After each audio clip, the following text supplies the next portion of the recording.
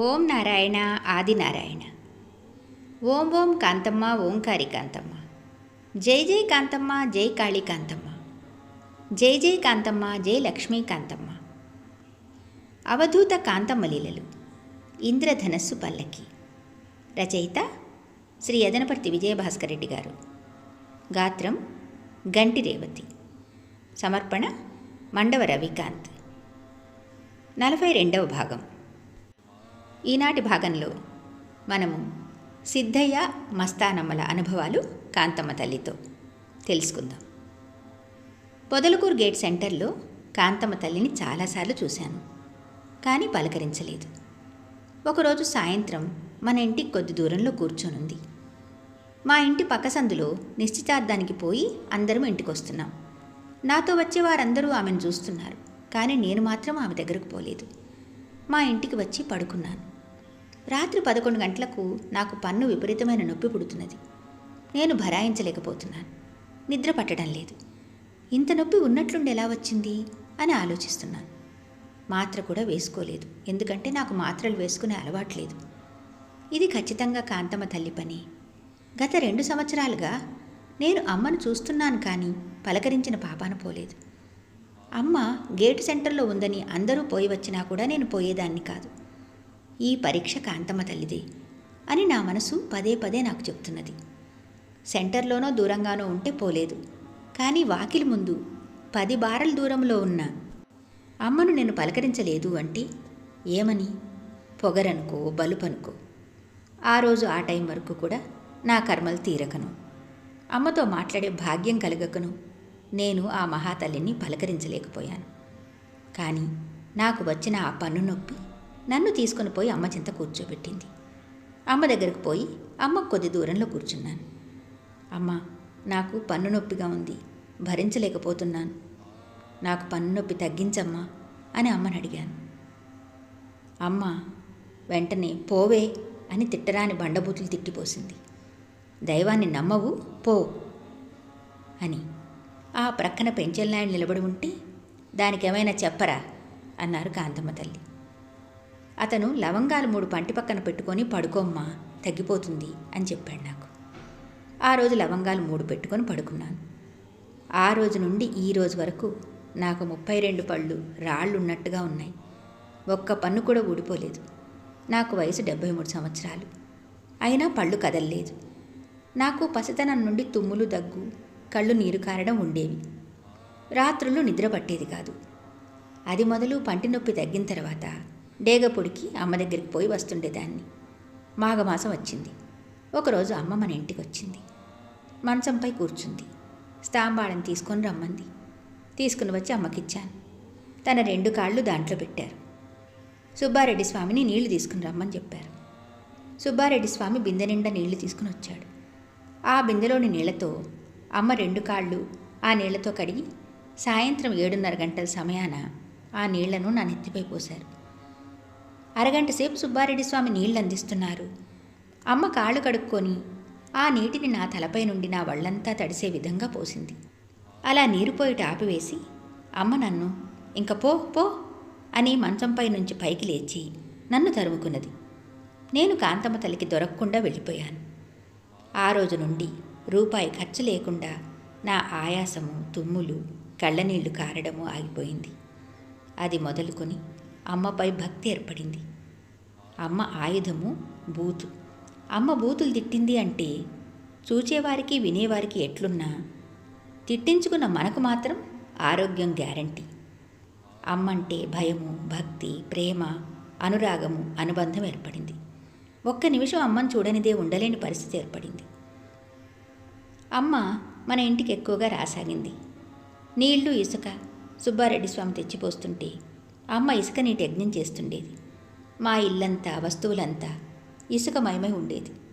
మా వారి పేరు సిద్ధయ్య. నాకు 3 కొడుకులు. మా ఆయన స్కూల్ టీచర్గా పొదలకూరులోని తను రిటైర్మెంట్ అయ్యే వరకు పనిచేశారు. మా పెద్దబ్బాయి పేరు కోటేశ్వరరావు. బీటెక్ పూర్తి చేశాడు. పెళ్లి కాలేదు, ఉద్యోగం రాలేదు. ఎంతమంది దేవుళ్ళకు మొక్కినా పెళ్లి కాలేదు. మా వారు 2000 సంవత్సరంలో రిటైర్ అయ్యారు. మస్తానయ్య అని మనకు తెలిసిన అబ్బాయి నాకు గురు చరిత్ర చదవమని తెచ్చిచ్చాడు. నేను చదవలేకపోయాను. ఎందుకనగా గురుచరిత్ర 7 రోజుల్లో పూర్తి చేయాలని నియమం ఉన్నదని చెప్పారు. ఒక రోజుకి 7 అధ్యాయాలు చదవాలి అని చెప్పారు. 7 అధ్యాయాలు చదవాలంటే వేకువజామున 3 గంటలకు లేస్తేనే చదవడం సాధ్యపడుతుంది. నేను ఉదయం 6 గంటల వరకు నిద్రపోయేదాన్ని. నాకు మెలకువ వచ్చేది కాదు. రోజుకి 7 అధ్యాయాల వంతున 7 రోజులు ఖచ్చితంగా చదివితేనే దాని ఫలితం ఉంటుంది, లేకపోతే ఫలితం ఉండదు అని మస్తానయ్య చెప్పాడు. నేను ఈ విషయాన్ని కాంతమ్మ తల్లికి చెప్పుకుందామని డేగపొడికి వెళ్ళాను. అమ్మ నన్ను తన చెంతకు రానేలేదు. అలా 4 రోజులు పట్టు విడవకుండా అమ్మ కాంతమ్మ తల్లి దగ్గరికి వెళ్ళాను. ఎన్నిసార్లు అమ్మ దగ్గరికి వెళ్ళినా అమ్మ నన్ను చూస్తే భగ్గున పైకి లేచిపోతున్నది. అయినా నేను ఆ రోజు సాయంత్రం 4:30 గంటల దాకా అమ్మకు కొద్ది దూరంలో కూర్చొని ఏడ్చుకుంటున్నాను. ఎంత చెప్పినా నేను కదలలేదని అమ్మే స్వయంగా లేచి నా దగ్గరకు వచ్చి నన్ను వడిసి మెడపట్టుకొని ఈడ్చుకొని పోయి నా చీరను, బయట కొంగును ముక్కలు ముక్కలు చించేసింది. కాలువలోకి పంపి స్నానం చేసి రమ్మన్నది. అలా చేసిన తర్వాత అప్పటి నుంచి రాత్రి 3 గంటలకు మెలకువ రాసాగింది. అమ్మ నాలోని కర్మదేవతను, నిద్రదేవతను తరిమి నాకు ముక్తి దేవతను ప్రసాదించింది. 7 అధ్యాయాలు ఒక రోజుకు సులభంగా చదవగలిగి 7 రోజుల్లో గురుచరిత్ర పారాయణం పూర్తి చేశాను. డేగబుడికి వచ్చి అమ్మకు ఆ విషయం చెప్పి గురుచరిత్ర పారాయణం పూర్తి చేశానని సంబరపడ్డాను. ఆ రోజంతా అమ్మ దగ్గరే గడిపాను. ఆ రోజు రాత్రి అమ్మకు పాదసేవ కూడా చేశాను. అమ్మ నాకు నోరు విప్పి ఏమీ చెప్పలేదు. అమ్మను నేను ఏమీ అడగలేదు. అయినా కూడా పూజ చేసుకోమని తన పాదాలు నాకు అమ్మ ఇచ్చారు. పారాయణం చేసిన తర్వాత డేగపుడికి వెళ్ళి కాంతమ్మ తల్లికి సేవ చేస్తూ సంతోషంగా నేను నిద్రలోకి ఒరిగిపోయాను. ఆ రాత్రి షిరిడి సాయిబాబా వారు నాకు కలలో కనిపించారు. నాకు దర్శనమిచ్చిన బాబాగారి నామం గుంటలో శివయ్య కనిపిస్తున్నారు. సాయిబాబా తన కుడి చేత్తో ఒక పూల చెండును తీసుకుని కుడి నుండి ఎడం వైపుకు విసిరారు. అలా నాకు సాయి దర్శనమైంది. మా అబ్బాయికి అమ్మాయిని చూసేందుకు పెళ్ళిళ్ళ బ్రోకర్కు డబ్బులిచ్చాం. నేను 4 అమ్మాయిలను చూసిపెట్టి ఉన్నాను అని ఫోన్ చేసి మా వారిని నెల్లూరు రంగనాయకులపేటకు రమ్మన్నాడు అతను. మా వారు సిద్ధయ్య ఉదయం 8 గంటలకు బయలుదేరి నెల్లూరు రంగనాయకులపేటకు వెళ్ళాడు. ఆ పెళ్ళిళ్ళ బ్రోకర్ సాయంత్రం 4 గంటల వరకు కూడా ఫోన్ ఎత్తలేదు. మా వారు ఎదురు చూసి తిరిగి సాయంత్రం 7:30-8 గంటలకి పొదలకూరుకు మా ఇంటికి వచ్చేశారు. నాకు విషయమంతా చెప్పారు. నాకు చాలా బాధ కలిగింది. మా ఆయన వచ్చే సమయానికి కాంతమ్మ తల్లి, సుబ్బారెడ్డి స్వామి, మణిస్వామి అందరూ మా ఇంటి దగ్గర ఉన్నారు. ఈ సన్నివేశం 1999 ఆగస్టులో జరిగింది. రచయిత తిరిగి ఇలా వివరిస్తున్నారు.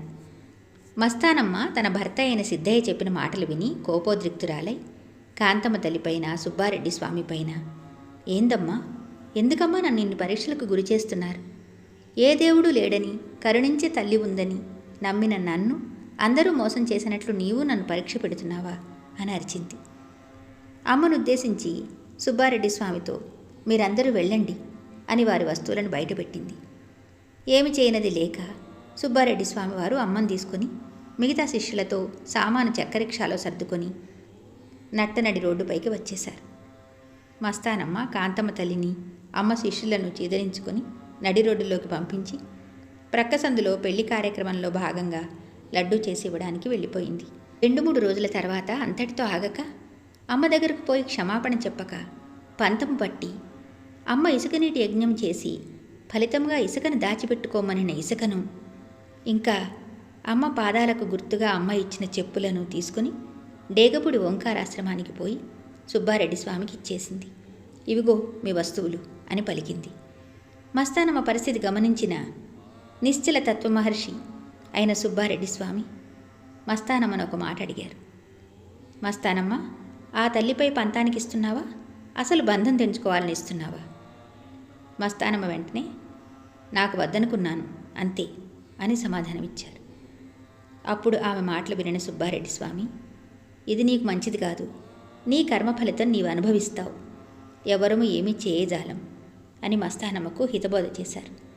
ఇక నిన్నెవ్వరూ ఏ దేవుడు రక్షించలేడు అని కూడా చెప్పారు.